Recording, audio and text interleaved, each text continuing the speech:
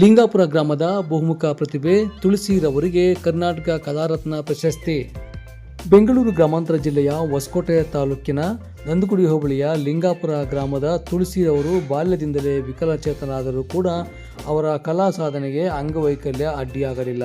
ತಮ್ಮ ತಾತ ದೊಡ್ಡ ಮುನಿಯಪ್ಪನವರಿಂದ ಪ್ರೇರೇಪಿತರಾಗಿ ಚಿಕ್ಕ ವಯಸ್ಸಿನಲ್ಲಿಯೇ ತಬಲಾ ವಾದನ, ಸೋಲೆಕ್ಸ್ ವಾದನ, ಹಾಡುಗಾರಿಕೆಯನ್ನು ಕರಗತ ಮಾಡಿಕೊಂಡು ಕರ್ನಾಟಕ, ಆಂಧ್ರ, ತಮಿಳುನಾಡುಗಳಲ್ಲೂ ಕೂಡ ಸಾಕಷ್ಟು ಕಾರ್ಯಕ್ರಮಗಳನ್ನು ನೀಡಿದ್ದು ಇವರಿಗೆ ಜಿಲ್ಲಾ ಅಂಗವಿಕಲ ಕಲ್ಯಾಣ ಇಲಾಖೆಯಿಂದ ಜಿಲ್ಲಾ ಪ್ರಶಸ್ತಿಯನ್ನು ಕೂಡ ನೀಡಿ ಗೌರವಿಸಲಾಗಿದೆ. ಅಂತೆಯೇ ಹಲವಾರು ಸಂಘ ಸಂಸ್ಥೆಗಳು ಇವರನ್ನು ಗುರುತಿಸಿದ್ದು ಹೊಸಕೋಟೆ ತಾಲೂಕಿನ ಕಲಾವಿದರ ಕ್ಷೇಮಾಭಿವೃದ್ಧಿ ಸಂಘದಿಂದ ಕರ್ನಾಟಕ ಕಲಾರತ್ನ ಪ್ರಶಸ್ತಿ ನೀಡಿ ಗೌರವಿಸಲಾಗಿದೆ.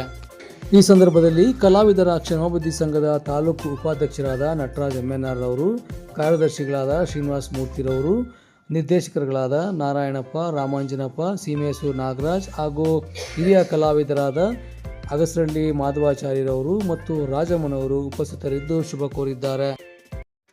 ಎಲ್ರಿಗೂ ನಮಸ್ಕಾರ. ಕಲೆ ಅನ್ನೋದು ಸಾಧಕನ ಸೊತ್ತು. ಯಾವುದೇ ಒಂದು ಕಲೆಗಾಗ್ಲಿ, ಯಾವುದೇ ಒಂದು ವಿದ್ಯೆಗಾಗ್ಲಿ ಅಂಗವೈಕಲ್ಯ ಅಡ್ಡಿ ಬರಲ್ಲ. ಅದಕ್ಕೆ ನಿದರ್ಶನ ನಮ್ಮ ಹೊಸಕೋಟೆ ತಾಲೂಕಿನ ಲಿಂಗಾಪುರ ಗ್ರಾಮದ ಕಲಾವಿದೆಯಾದ ಶ್ರೀಮತಿ ತುಳಸಿರವರು. ಇವರು ಬಹುಮುಖ ಪ್ರತಿಭೆ.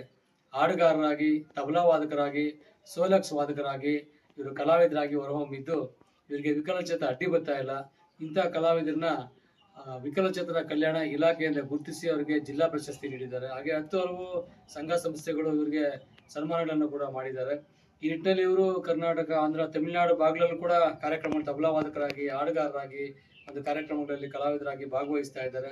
ಸೊ ಇಂಥ ಕಲಾವಿದರನ್ನ ಗುರುತಿಸಿ ನಮ್ಮ ಹೊಸಕೋಟೆ ತಾಲೂಕು ಕಲಾವಿದರ ಕ್ಷೇಮಾಭಿವೃದ್ಧಿ ಸಂಘದಿಂದ ಅವರಿಗೆ ಈ ದಿನ ಕರ್ನಾಟಕ ಕಲಾರತ್ನ ಪ್ರಶಸ್ತಿ ನೀಡಿ ಗೌರವಿಸ್ತಾ ಇದ್ದೀವಿ, ಅವ್ರನ್ನ ಅಭಿನಂದಿಸ್ತಾ ಇದ್ದೀವಿ.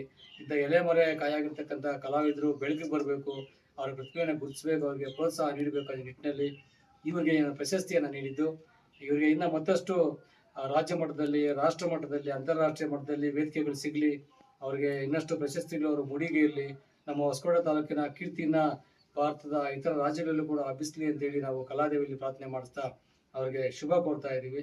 ಒಳ್ಳೆಯದಾಗಲಿ ಅವ್ರಿಗೆ. ನಮಸ್ಕಾರ.